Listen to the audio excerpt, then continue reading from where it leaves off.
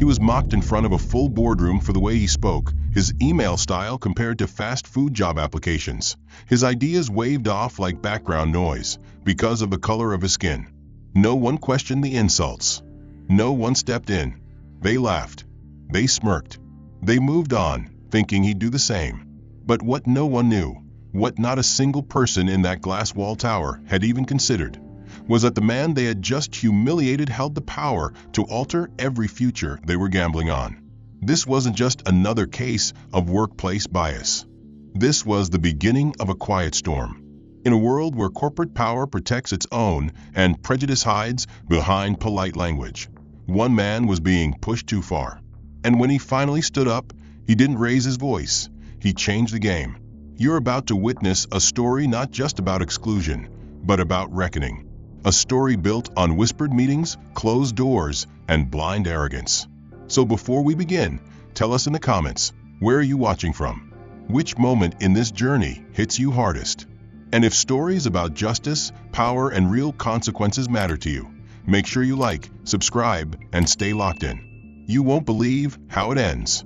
Terrence Voss had spent his first 90 days at Elridge Partners, building quietly. He kept his head down, showed up early, left late, and let his work do the talking. That was his rhythm, and it had worked everywhere else.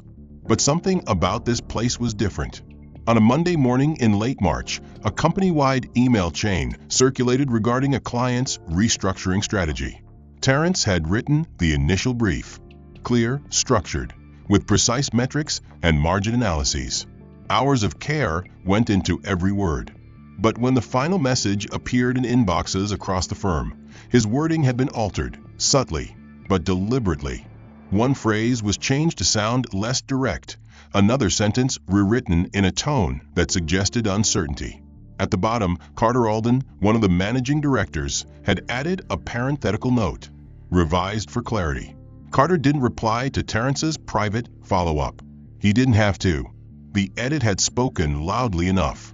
The next day, Terrence stepped into the pantry between meetings, loosening his tie as he waited for the espresso machine to finish its cycle. Behind him, two junior associates entered mid-conversation and stopped short. One of them, a sandy-haired man Terrence had met once at orientation, glanced at the badge clipped to his chest, and asked without irony if he worked in facilities or delivery logistics. Terrence held his stare for a half-second longer than necessary, then turned back to his coffee. Moments like that didn't need confrontation. They needed remembering. 2 days later, Terrence submitted a competitive analysis requested by the M&A team. It was thorough and sharp, but when the review was discussed in the next partner sync, his name was never mentioned. The director presented the insights as if they had emerged collectively. Terrence sat through the meeting without blinking, his pen frozen over an open page. That same week, the firm's internal newsletter featured a spotlight on rising associates. His cohort was mentioned. He wasn't. Friday arrived with a catered breakfast for the acquisitions group, bagels, lox, fresh fruit, and pressed juice. Everyone from the floor was there, gathered in the large glass conference room near the south windows. Terrence arrived on time. His name wasn't on the seating arrangement. He sat in a spare chair pulled from another room. No one acknowledged the oversight. The coordinator offered a half smile and asked if he was there for the tech onboarding. Terrence said nothing. That afternoon, while reviewing reports in the bullpen, he received an internal message from Carter.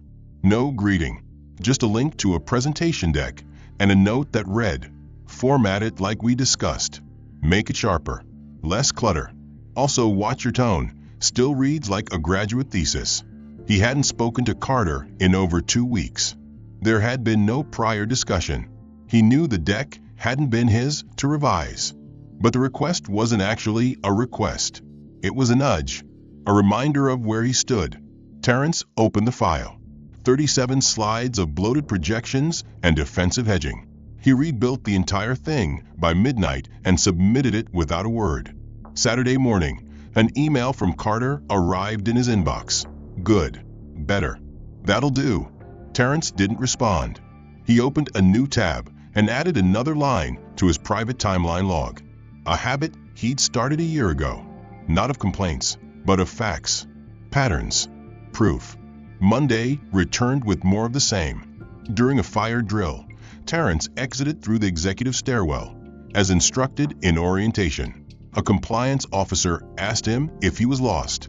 Later that week, he received a calendar invite for a portfolio review session. The meeting location was listed as the main boardroom. When he arrived, the room was empty. The meeting had been moved upstairs, without notice. He arrived 5 minutes late to a room already in motion. Carter paused, gave a half glance, and continued without acknowledgement. When it came time for Terrence to contribute, Carter summarized his slides without asking. That night, Terrence sat at his desk past 9, the office now dark and hollow except for a few scattered screens. On the polished table sat a tray of branded drink orders, each with post-its labeling names in fine marker. There was 1 cup fewer than people in the room. It was a small moment. Still, Terrence took a seat, pulled out his notepad, and said nothing. Later, one of the assistants, Leah, approached him near the printer room, apologizing casually for the oversight. She smiled, the kind that suggested friendliness and innocence, and said she thought he was part of the ops crew and didn't usually attend the exec rounds. He nodded once, a tight smile in return, and made a note in his log. At 10 a.m., the team broke out into sector-specific reviews. Terrence was scheduled to present projections for a green tech portfolio shift he'd spent weeks compiling. Everyone received a neatly stapled full-color handout, except for him. On his desk was a grainy black and white version, the bar charts unreadable, footnotes barely visible. When he asked about it, a print manager shrugged. "The color toner must have run out mid-job," he said. "Someone must have caught it late." Terrence let it slide. Again. But later, he passed the printing station and saw another full-color deck freshly printed for a different department. The toner had apparently returned with perfect timing. By noon, he met with the restructuring committee to support a high-profile divestment case. His section had been allocated a tight 10-minute window. When the agenda was reissued that morning, his name was left off the header. It didn't matter to anyone else, he was still expected to present, but it reinforced a growing pattern. Terrence began noticing more of these soft boundaries creeping in. Invitations to off-site planning sessions arrived at the last minute. Meeting links were shared via forwarded messages, not direct ads. His badge failed to scan into the Innovation Lab one Thursday, a space he'd helped design. IT later explained it was a routine access ink, nothing personal. That afternoon, Carter passed him in the corridor and gave a firm pat on the shoulder, saying only, "Keep your head up. You're doing fine, Voss." It was phrased like encouragement, but the message lived beneath the words. "You're seen, just not the way you think." At a quarterly lunch hosted for directors and senior associates, nameplates had been arranged on linen-clad tables in the top-floor dining suite. Every person had a printed card with their title, Director, SVP, Partner in Track. Terrence's said analyst. He wasn't one. Hasn't been in years. When he flagged it discreetly to the host, she blinked and offered to get a pen. He declined. At the next table over, someone chuckled and joked that at least they didn't seat him with catering. Another joined in, laughing louder than the line deserved. Terrence smiled without amusement. He counted seconds between breaths. These weren't accidents. They were selections. Carefully curated moments of reminder. On the surface, no rule had been broken. No explicit line had been crossed. But the implication was constant. You're tolerated, not embraced. A week passed, then another. His desk was moved one row farther from the glass line. A project summary he authored was submitted under another manager's initials. He began being included in fewer brainstorms. People CC'd him less. When a long-form equity memo was due to be published under the firm's public research branch, a piece Terrence had ghostwritten in its entirety. It came out attributed to the senior partner who had skimmed it twice. A silent nod was given in the hallway. The message remained consistent. In a firm that prided itself on being a meritocracy, the erosion of his visibility wasn't sudden or violent. It was slow, designed to be deniable. Everyone still shook his hand in meetings, still thanked him in calls, still said his insights were helpful. But the credits always landed elsewhere. The access always narrowed. His contributions were always framed as support, never ownership. During a one-on-one with Carter, Terrence brought up the lack of direct project leadership opportunities despite his results. Carter leaned back in his chair, folded his arms, and said that people with sharp minds sometimes needed longer to align culturally. He spoke about tone, about how perception mattered in a space where legacy carried weight. He ended with a smile. "You're a valuable piece of the machine, Voss. Don't rush the process." Terrence smiled back. "Of course. Appreciate the guidance." It started during the monthly Strategic Innovation Summit, a session Terrence had once been invited to co-lead. This time, he was on the agenda as a contributor to the third panel. He arrived prepared, suit-pressed, mind-sharp, ready to present a model he had spent weeks refining, a predictive tool for identifying undervalued tech assets during regulatory lag windows. It was forward-thinking, backed by clean data, and had received private praise from one of the VPs earlier that week. But when the time came, Carter glanced at the agenda, then waved the group forward with a remark that they were behind schedule. "Let's circle back to Terrence's item in the follow-up," he said. It never came back. Terrence listened as the session wrapped with closing notes and vague affirmations. Then he gathered his materials, walked out unnoticed, and sat at his desk rereading the slide deck that would now go unseen. 2 days later, the firm hosted a high-value client delegation from Singapore, a visit scheduled months in advance. The guests were welcomed with champagne, warm handshakes, and a sleek tour of the innovation floor. Carter led the walkthrough himself, wearing his usual confidence like armor. He moved group to group, introducing key personnel with polished anecdotes. "This is Dana. She heads up our ESG portfolio. Over here's Nate, one of our brightest from the quantitative division." He passed over Terrence's desk without pause. No mention, no nod, no name. Terrence stood, hand at his side, back straight, as the entourage moved past. One of the guests glanced his way and gave a polite nod. Terrence nodded back, then sat, then waited. In the days that followed, his calendar began to thin. Meetings he'd previously been looped into were now streamlined for size. Briefings arrived late. Deliverables were expected sooner. When questions were raised on calls, his input was welcomed but rarely recorded in minutes. Others began speaking over him, not aggressively but constantly. In one senior development session, a colleague named Brent proposed a restructuring plan nearly identical to what Terrence had mapped in a shared document weeks earlier. There was a brief silence after Brent finished. Then Carter said, "I like that angle. Let's explore that further." No one mentioned the draft that had already outlined it. No one mentioned Terrence. Even the subtle rituals of acknowledgement began to shift.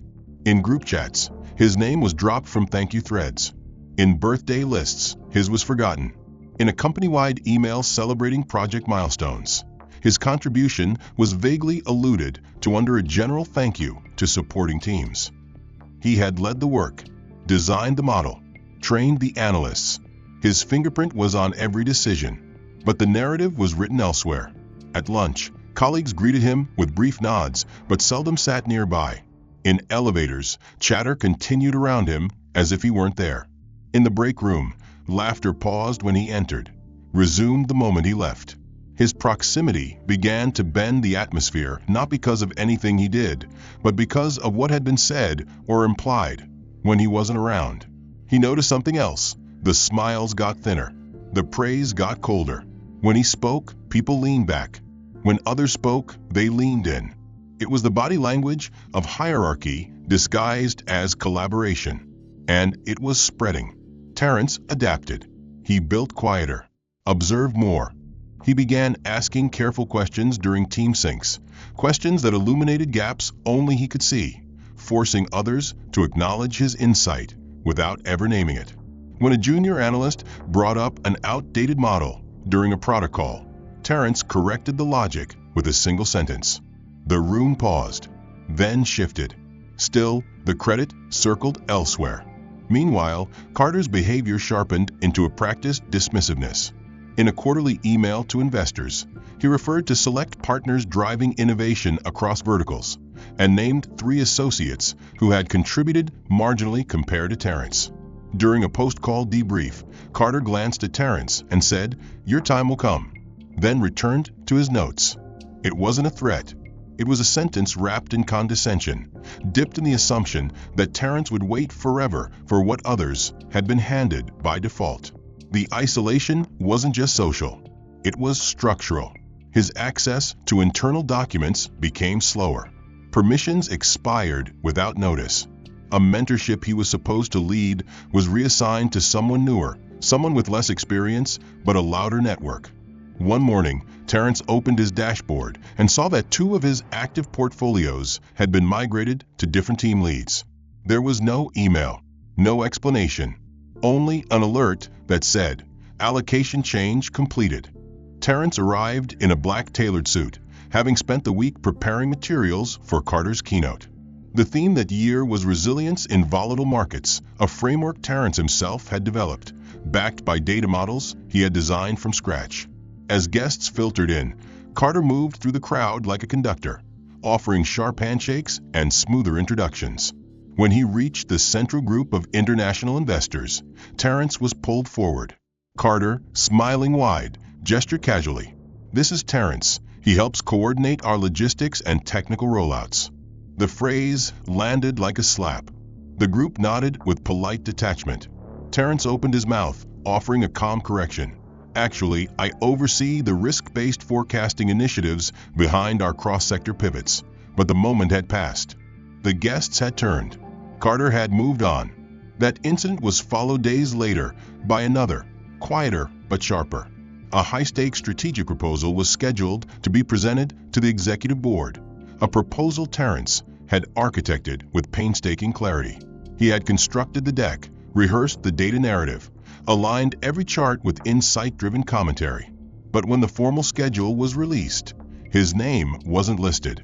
Instead, the lead presenter was a mid-level manager whose only contribution had been reviewing the slides once and asking a question about font size.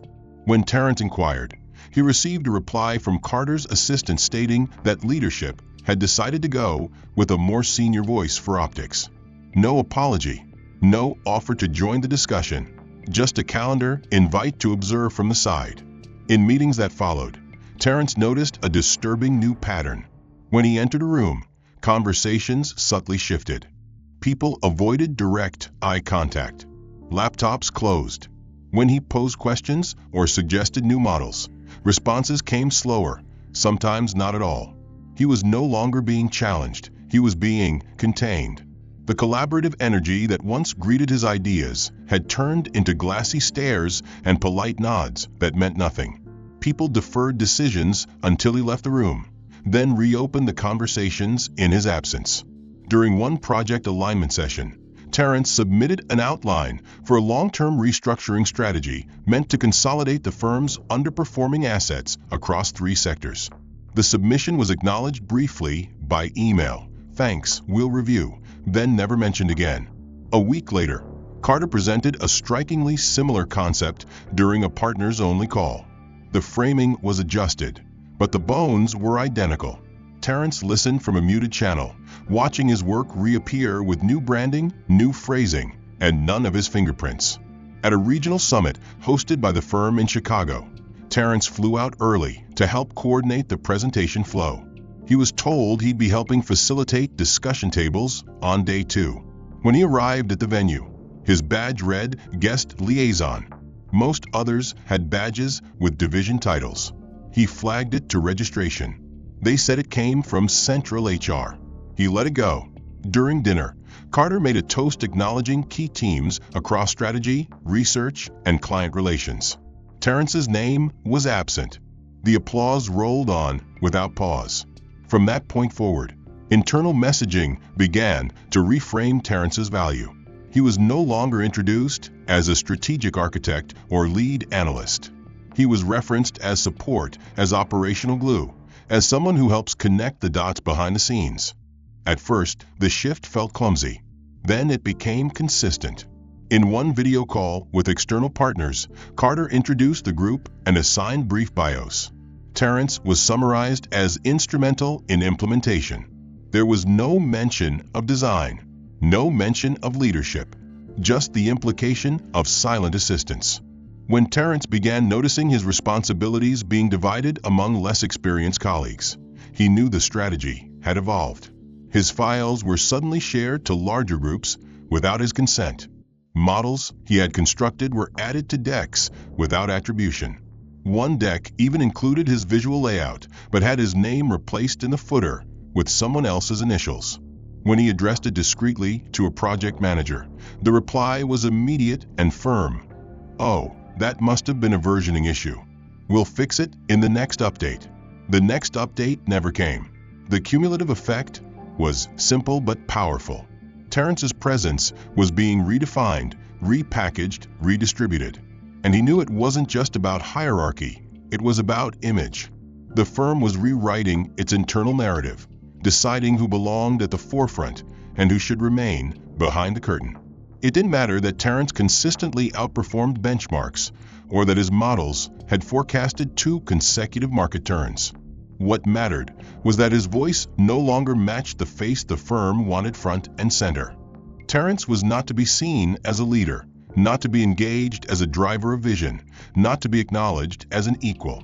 The shift from omission to humiliation began with an internal newsletter circulated on a Thursday morning. The memo recapped project milestones and spotlighted contributors under a banner titled Strategic Excellence. Each profile included a brief write-up and a portrait photo. When Terrence scrolled to the final block, he found himself mentioned. At least he assumed so. The paragraph referred to a Terry V, applauding his operational diligence and adaptability. There was no image attached. The name stung not because of informality, but because it harked back to an offhand nickname someone had used during his internship 8 years ago. It was a name that had followed him briefly before he'd reshaped it into professionalism. No one used it anymore. Not his peers, not HR, not even Carter, until now. Terrence read the lines twice, then a third time, looking for intent. The subtext wasn't subtle. He had been reduced from strategist to sidekick, from architect to administrative helper, without warning or consultation. No one reached out to verify the entry. No one asked for a bio or approval. The message was not in the error. It was in the silence that followed. Nobody apologized. Nobody corrected it. That afternoon, during a mid-quarter operational pulse check, Carter referred to the newsletter and praised the contributors by name, lingering on Brent, Dana, and Leo. When he reached Terrence, he paused, then offered a vague nod. "Let's also thank Terry for his continued support." Laughter was absent, but the tone wasn't lost. Heads turned, faces tightened. Terrence remained still, taking a slow breath, pen motionless above the page in front of him. 2 days later came the leadership lunch, a semi-annual ritual hosted by the managing directors for key decision-makers. It was held at a private dining club nestled between mirrored towers downtown. Terrence wasn't invited. He found out the morning of the event when an analyst in his team asked him what time he was heading to the luncheon. Confused, Terrence checked the calendar. No invite, no slot, no message. A few minutes later, a text arrived from Carter's assistant. "The lunch is limited to core executives and final line approvers. Hope you understand." He responded with a brief acknowledgement, then closed the thread. Around noon, the floor emptied as directors left for the event. Terrence stayed behind, alone in the strategy room, reviewing quarterly variance reports while the rest of the team enjoyed foie gras and aged Bordeaux. Hours later, when they returned, their laughter echoed through the corridor, an easy, effortless rhythm he hadn't heard in weeks. No one stopped by his office. No one shared notes. It was as if he hadn't been meant to know it happened at all. The following week, Terrence presented a supply chain risk model to the finance committee. The data was clean, the insight compelling. When he finished, Carter took the floor, praised the analysis, and then, with a casual air, referred to Terrence's role as back-end review. The words landed like a quiet slap. Back-end, a label meant to separate, not describe. Terrence nodded, took a seat, and said nothing. But inside, the architecture continued forming, layer upon layer of clipped acknowledgments and calculated diminishment. The next project cycle opened with a realignment of department liaisons. Terrence's name was conspicuously absent from all cross-functional stakeholder lists. When he asked for clarification, HR responded that senior management had decided to streamline workflows by concentrating cross-team responsibilities among directors with current board-facing visibility. Terrence, despite having presented to board members in the past quarter, was apparently no longer visible. Around that same time, a junior associate forwarded him a message that had been sent mistakenly. It was an internal email chain between Carter, two project leads, and a marketing strategist, discussing branding alignment for upcoming leadership announcements. In the thread, Carter had written, "Let's keep external presence tight. No need to overrepresent the diversity hires." Terrence's name was not mentioned, but the context was unmistakable. The associate, unsure if forwarding the message was appropriate, had simply added a short note. "Thought you should see this." Terrence responded only with a thank you. He didn't report the message. He archived it. A few days later, Terrence attended an all-hands strategy workshop hosted by a global consultancy the firm had contracted. Each attendee was given a seat placard with their name and title printed in glossy block letters. Terrence's placard read, "Consultant Liaison." He wasn't a liaison. He was a lead. When he brought it to the attention of the event coordinator, she offered to write a correction in pen. He declined. By now, the pattern had stopped surprising him. It had become procedure. He watched Carter glide from table to table that afternoon, shaking hands with clients, posing for photos, pausing just long enough for the flash to catch his smile before shifting on. Terrence remained at the rear table, answering operational questions and clarifying model assumptions, doing the work, owning the execution, wearing none of the spotlight. By the time quarter-end reviews approached, Terrence's responsibilities had been halved without conversation. His compensation remained unchanged, but his control over assets, team leads, and timelines had been split among newer colleagues. No one mentioned it. No meeting. No transition plan. Just a notification from the project platform. Task reassigned. It became clear that he was being phased out, not fired, not demoted, just repositioned into irrelevance. A slow burial beneath soft gestures and institutional denial. The quarterly shareholder review was held in the Grand Hall, a venue reserved for prestige moments and reputational theater.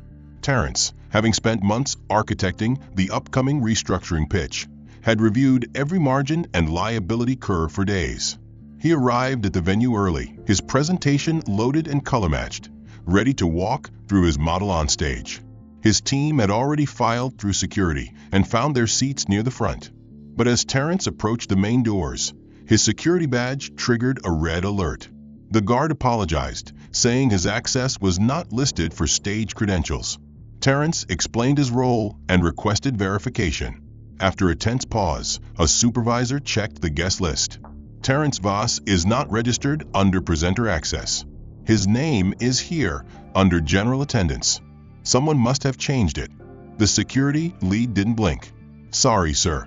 We can't allow access to the inner conference zone without level 2 clearance. Please wait here." Terrence stepped aside. He called the operations desk. The admin on the other end sounded confused, then defensive. She said the permissions must have been updated during last-minute compliance edits. Terrence knew it was deliberate. He also knew Carter's fingerprints were all over it. He sent a message to his associate, asking her to upload the latest deck without his name on the front slide. It was no longer about authorship, it was about finishing the fight they started. From the corner of the hall, Terrence watched as Carter took the stage. He wore a navy suit and his trademark easy charisma. The crowd leaned forward, fully engaged. Carter spoke fluently about adaptability in times of volatility, pausing for effect where needed. When he reached the financial model slide, the one Terrence had designed over countless late nights, he praised the methodology, then smiled. This model was reviewed by several of our teams. Great work across the board. No names. No authors. just shadows. The humiliation didn't stop there. During the panel Q&A, a board member raised a question about risk assurance in multi-tier transactions. Carter turned to the crowd. Actually, that's a good question for Terrence, who, I believe, is here somewhere. Would you mind standing? Terrence stood slowly, his name echoing through the hall. Carter tilted his head.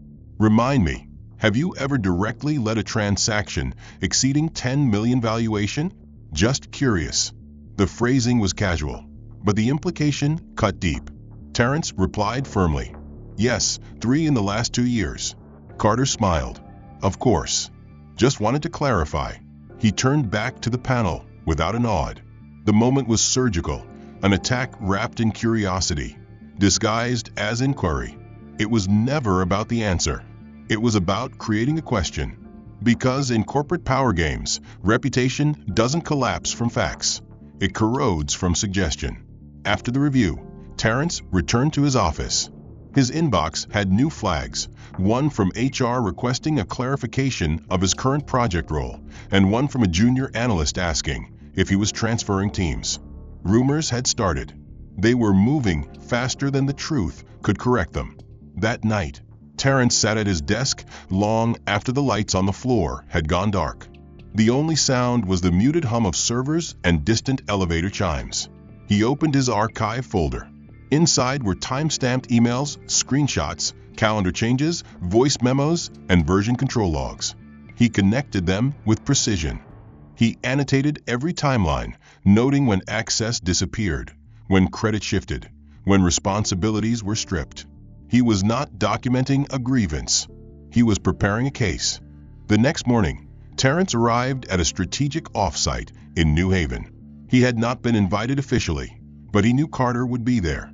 He requested a guest badge through the facilities director, citing archival review. It was approved. As the morning session began, Carter walked into the auditorium, paused at the sight of Terrence in the third row, then continued without expression. The workshop commenced, and during a leadership breakout, Terrence requested the microphone. He stood before a whiteboard and opened a Drive folder projected onto the screen. This folder contains a full attribution log of 6 projects completed over the last 12 months. Each file has metadata proving authorship and structural contribution. The room grew still.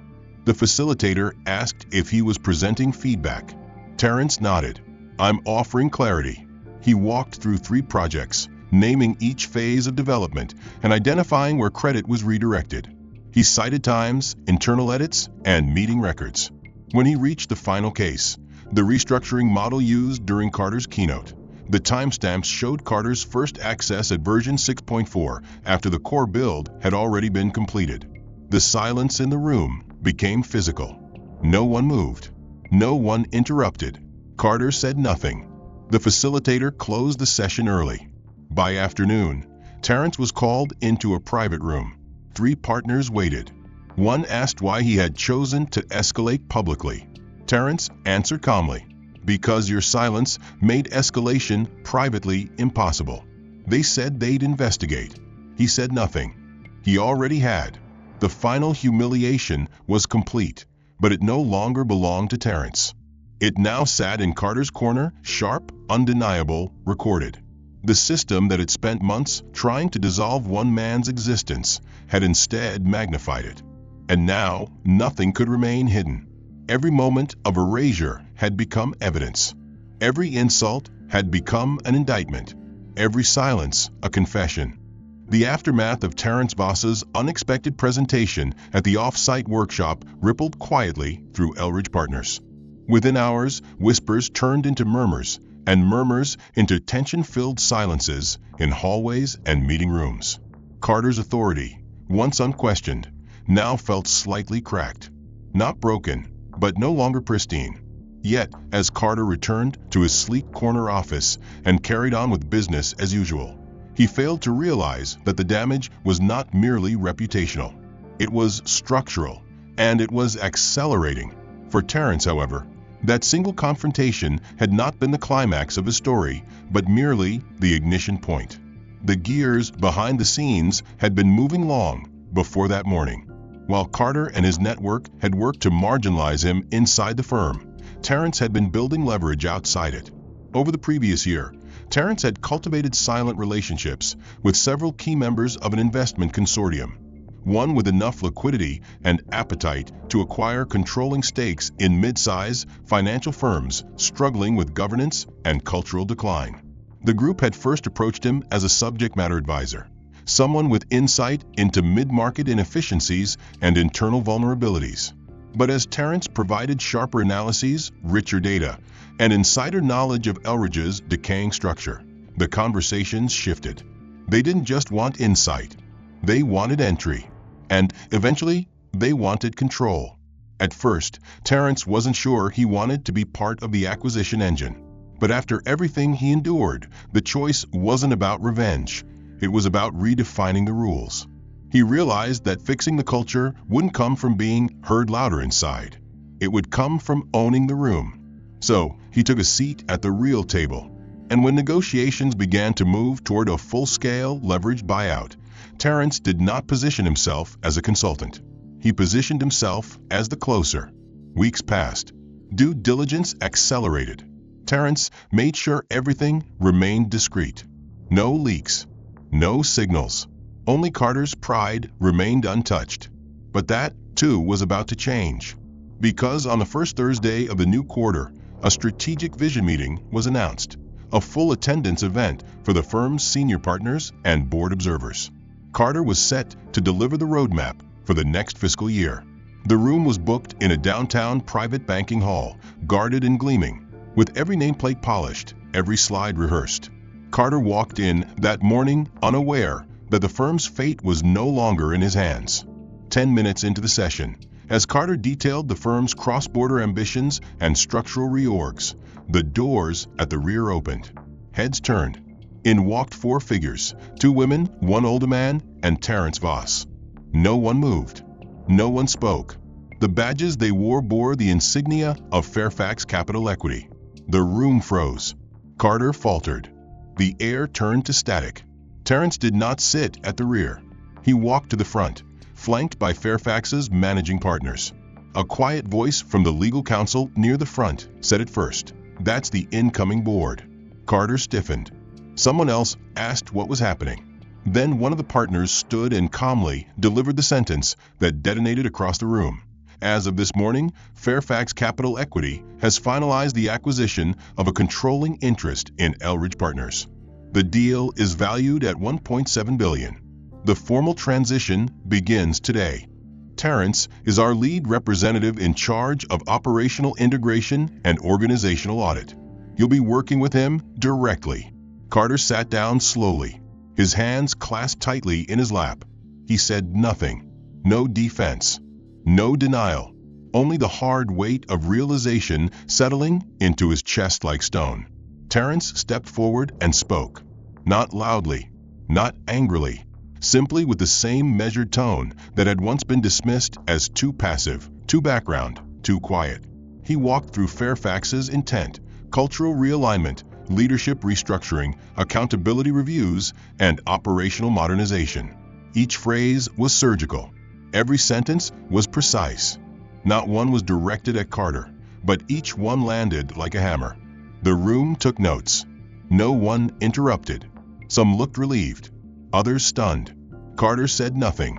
For the first time in years, he wasn't the one driving the narrative. He wasn't even navigating it. He was being carried by it. After the meeting, Carter approached one of the Fairfax partners privately.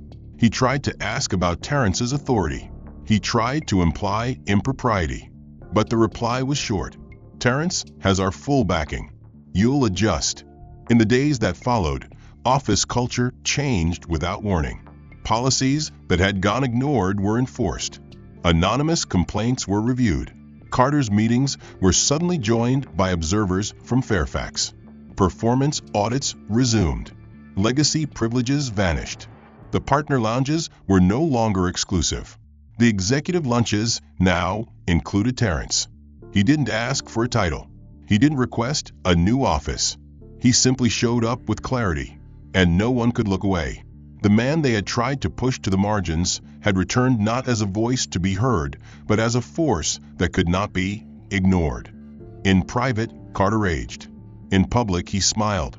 But his grip had slipped, and no amount of theater could recover what had been taken the moment Terrence stepped through those doors. The morning after Fairfax Capital's acquisition of controlling interest in Elridge Partners, the firm no longer felt like familiar territory to those who had once ruled its halls. Subtle changes appeared first, access levels adjusted, departments shuffled, and oversight tripled. But the true reckoning arrived not in policy or posture, but in revelation. For months, the executive team had whispered behind closed doors about Terrence Voss, about his ambition, his reach, his motives. What they hadn't considered was the breadth of his vision and the depth of his preparation. They had mistaken his silence for submission, his humility for hesitation. But what Terrence revealed next reframed everything. A mandatory all-hands meeting was called for senior leadership and top-level managers. The invitation was vague, marked simply as strategic integration briefing. Most assumed it would be procedural, perhaps dry, maybe uncomfortable, but no one expected upheaval.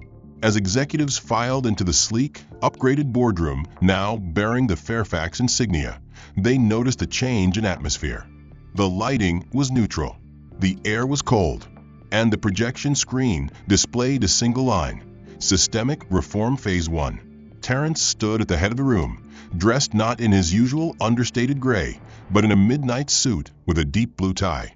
His posture was still calm, still reserved, but his presence no longer blended into the background. At his side sat the senior counsel from Fairfax and the newly appointed chief governance officer. When the doors closed, Terrence began, not with apologies, not with policy, but with truth. He walked them through a timeline of Elridge's past 3 years, highlighting growth spurts, client acquisition metrics, and algorithmic investment tools. Then he paused. He switched the slide. A new graph appeared, charting performance lifts directly tied to a software platform named Lucerne.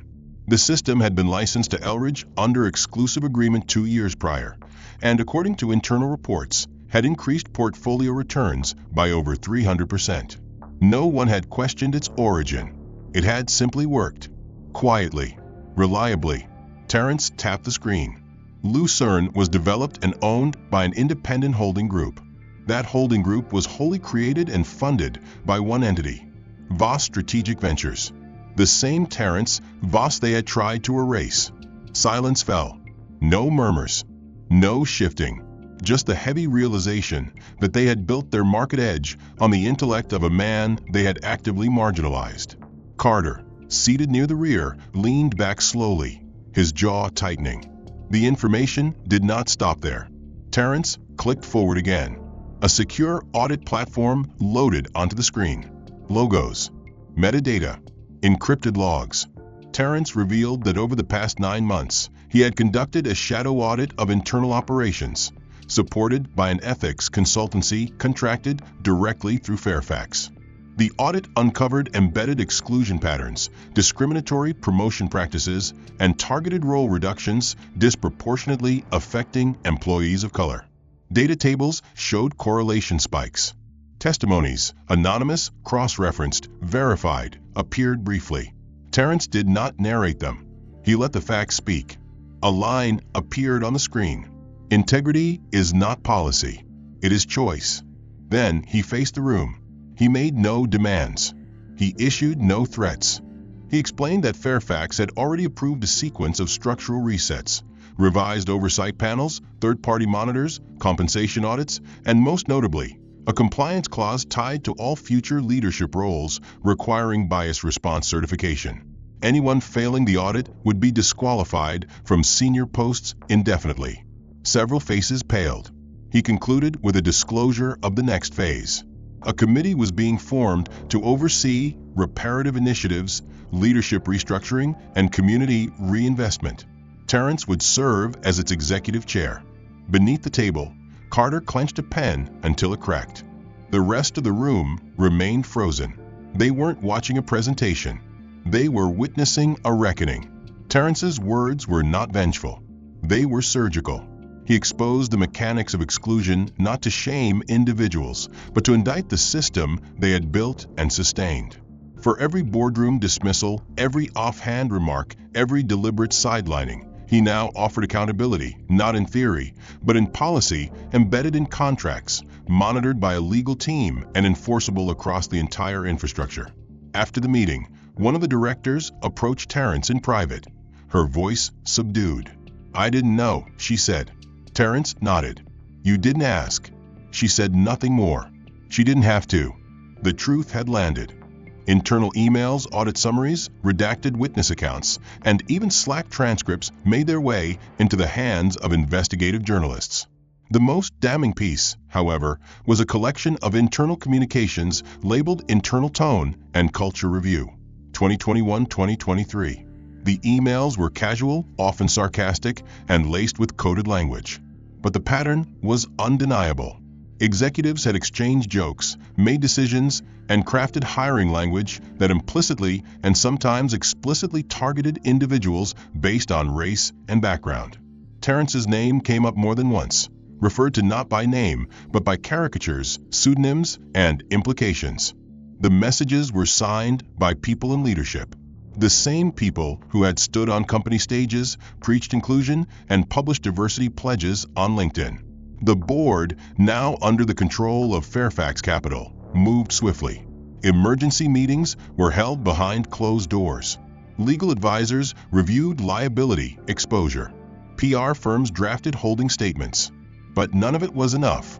The firm's largest institutional shareholder released a statement demanding immediate resignations and full compliance with external investigations.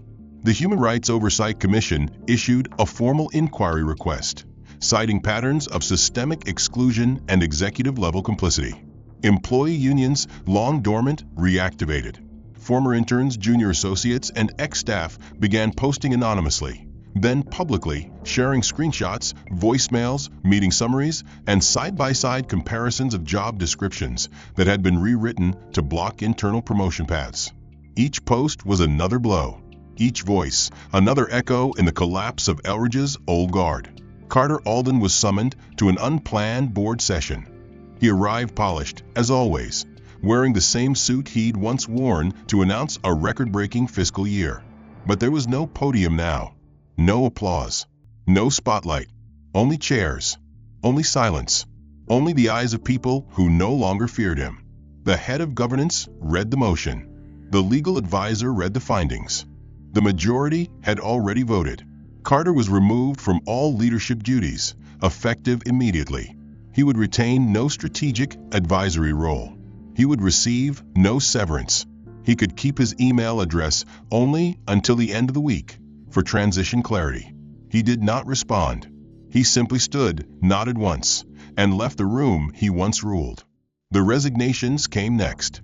For managing directors, 2 partner track associates, 1 regional chair. Most gave no public statement. Some cited personal reasons. Others disappeared altogether, their LinkedIn pages deactivated overnight. Inside the firm, offices were reassigned. Security passes revoked. Digital footprints erased. For employees who had endured years of being spoken over, passed up, and quietly pushed aside, the transformation was jarring. But it was also necessary. External regulators arrived within the week. The firm's compliance office was turned into a war room, with agents reviewing every document, message, and financial policy from the past 5 years. The focus was not just on racial discrimination, but on mismanagement of power and breach of fiduciary duty. Several key shareholders filed a class action suit against the previous board, citing a deliberate culture of suppression that had impacted both ethics and earnings. Fairfax did not resist. They cooperated fully, even encouraging transparency. They had no interest in protecting the past. Their focus was rebuilding something new. Terrence, though not involved in disciplinary decisions, became the symbol of the transition. Employees began stopping him in the halls. Some offered gratitude. Some offered apologies. Others simply nodded. He accepted each gesture with the same quiet dignity that had defined his rise. He had no desire to gloat. He had only one goal: to ensure the damage that had been done would never be repeated. The press began calling it the Wacth effect, not just because of the exposure, but because of the shift it created. Firms across the sector issued their own internal audits, fearing they might be next. Talent networks updated their whistleblower systems. Leadership seminars began referencing the case study in ethics modules. In one article, a journalist wrote, "He didn't just dismantle a culture. He exposed a formula and made sure no one could use it again without consequence." The Elridge brand took a temporary hit. Stock value dipped. Partners fielded questions from clients. But unlike most scandals, this one didn't end with a defensive rebrand. It ended with accountability. The website was rebuilt with transparency metrics. The next hiring round was audited live. Quarterly reports were co-authored by diverse teams. Terrence made no public statement, but in internal memos, he emphasized one thing: change isn't declared, it's designed. By the end of the quarter, Fairfax had announced a new leadership team. For the first time in Elridge's history, its executive board was led by individuals from backgrounds previously excluded from top decision-making roles. The firm wasn't just recovered, it was reborn. Weeks passed after the resignations and investigations had settled into formal records. The media cycle began to turn its attention elsewhere, and Elridge Partners, now in full transformation under Fairfax, started to find rhythm again.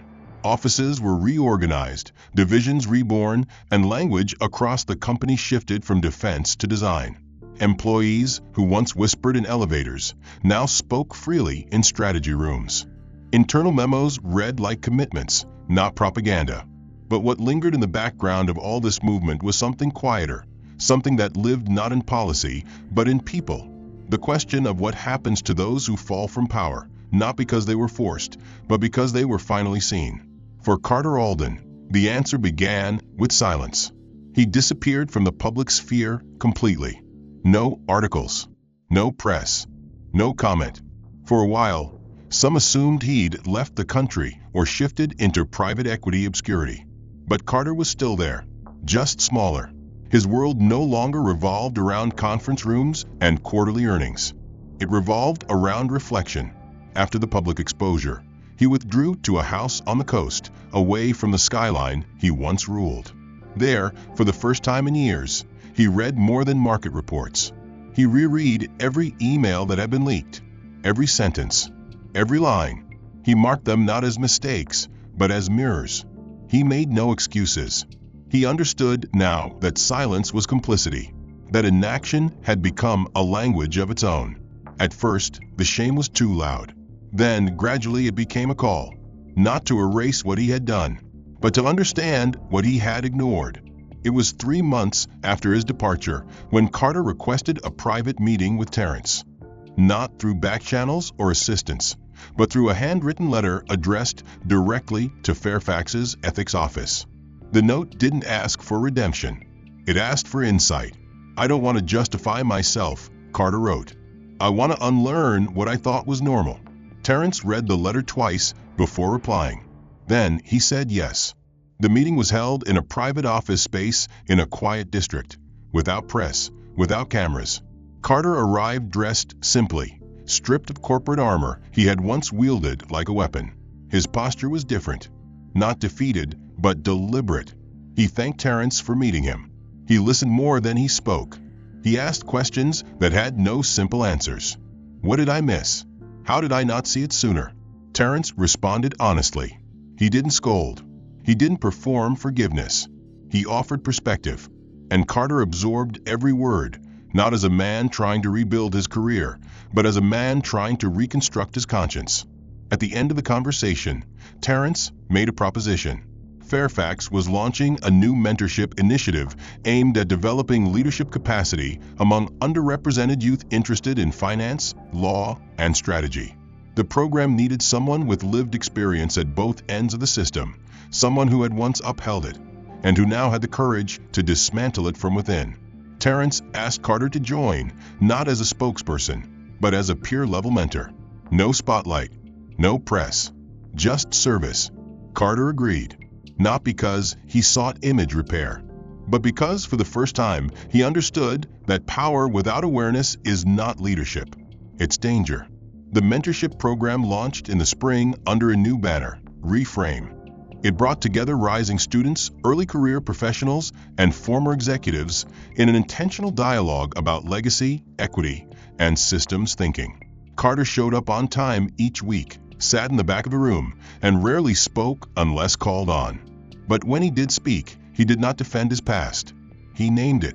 And when asked what changed him, he always pointed back to the moment he realized that competence, without conscience, was the very thing he had rewarded in others and in himself. Terrence remained executive advisor to the board, but he also started teaching again, quietly, in a classroom just outside the city, where he lectured on strategic ethics, accountability structures, and inclusive growth. He never mentioned Carter by name. He didn't need to. His students knew the story. They were living in the world that story had helped shape. One of growth, not because pain had been avoided, but because it had been examined. Inside Elridge, transformation became more than a marketing goal. It became a cultural currency. Teams began reviewing decisions not just for performance, but for perspective. Hiring panels added questions about power dynamics. Quarterly town halls featured stories of failure, not just success. And while not every scar could be erased, the culture had become one that honored healing over hiding. Carter, in time, began publishing quiet essays under a pseudonym, not about himself, but about systems, about the way exclusion hides behind process, about how justice doesn't begin with exposure. It begins with the discomfort that exposure leaves behind. He was never rehired. He was never reinstated. But he became useful again, not as a leader of prophets, but as a cautionary teacher of consequence. Terrence never sought to ruin Carter. He sought to reveal him. And in doing so, he revealed something else, that even those who fall hardest can stand again if they choose truth over pride. Years later, when asked what the turning point was, Terrence never cited the buyout, the data audit, or the headlines. He always said the same thing. It wasn't when they lost power. It was when they started to understand why they shouldn't have had that kind of power to begin with. The end. If this story moved you, make sure to like the video and subscribe for more powerful narratives that challenge injustice and reveal truth. Which part of Terrence's journey impacted you the most? Was there a moment that surprised you or made you reflect? Let us know your thoughts in the comments and tell us where in the world you're watching from. We'd love to hear your perspective.